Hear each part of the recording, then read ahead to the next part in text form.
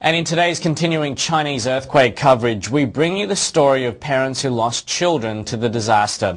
Mums and dads in the town of Wufu say local officials are to blame for more than 130 kids that died last Monday. They say the school the kids were in was built substandard.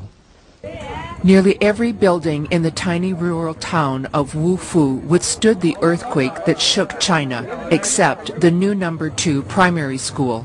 Today, the parents of the dead held a memorial for the children, holding their pictures and crying silently.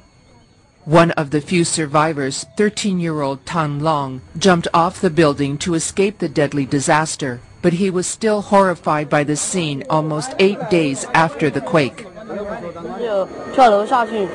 I jumped off the school building and ran towards the gate. The building collapsed then, and lots of my classmates were buried under the rubble. Now, grieving parents are venting their anger at local officials. They say the officials knew the building was substandard. Parents say the building was rattled down within seconds after the quake, like a piece of paper. When the new No. 2 primary school fell, parents, relatives, and friends of the pupils rushed to the site. At that time, family members dug through the rubble with bare hands and carried away rubble with bare shoulders. We didn't have any heavy machinery. Look at my arm, it was hurt. Angry parents showed journalists the rubble of the school building, which they said was constructed with fragile materials.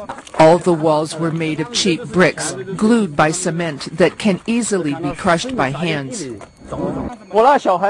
My child was not in the classroom, but was there near the toilet. Can you imagine how fast the building collapsed? It just collapsed as soon as the earthquake happened.